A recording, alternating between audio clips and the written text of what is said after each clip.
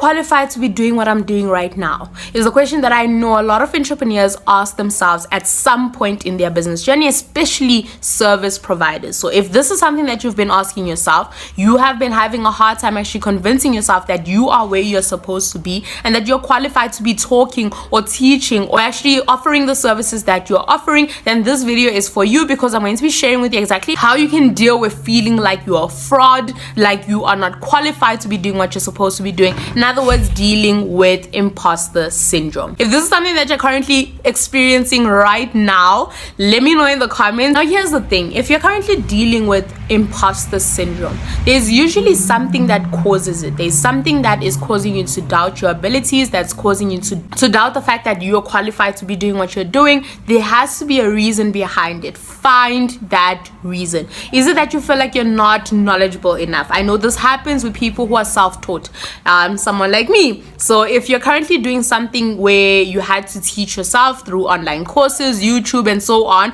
this is something that you did not get a degree for, there's a high chance that you will experience imposter syndrome. So if you're currently experiencing this and you know that you are self-taught, everything that you're doing is things that you taught yourself, you did not go to university for this, then something I need to tell you is increasing your knowledge does actually help you combat this imposter syndrome. So what you could actually do is make sure that you're reading more books, that you are signing up for online courses, completing those courses, you are always on YouTube learning as much as you can. Those are some ways that you can make sure that you stop feeling this way, that you stop feeling like you're not qualified. Another way that I know actually works amazing for service providers is actually working with clients for free. Find 3 to 5 people that you're going to be working with. This is a way for you to prove to yourself that you are credible, and it's another way to actually build your testimonials, because you're going to ask people if you can work with them doing a specific thing, whatever it is that you do,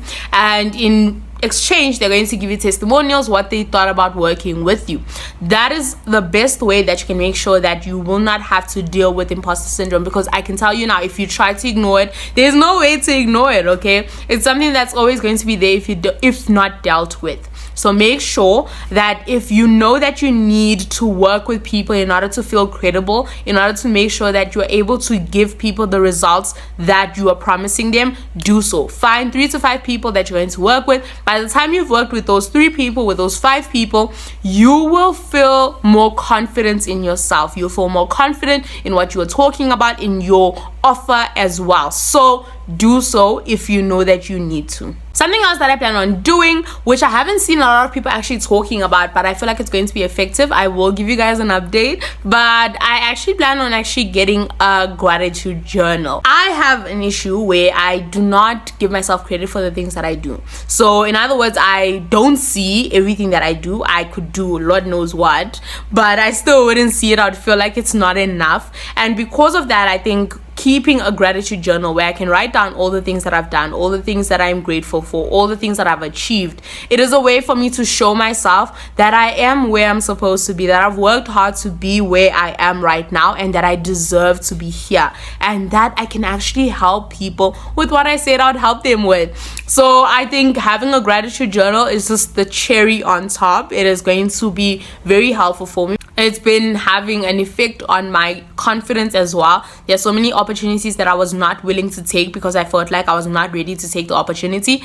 Yet I am, but I just had a hard time actually accepting that I'm actually doing this. Okay, so if you're currently dealing with imposter syndrome, I can tell you now, you're not alone. And from the comments, if you haven't commented already, make sure that you actually share if you've experienced imposter syndrome as well. But from the comments, you will see that other people have experienced imposter syndrome just like you. It is not an off thing.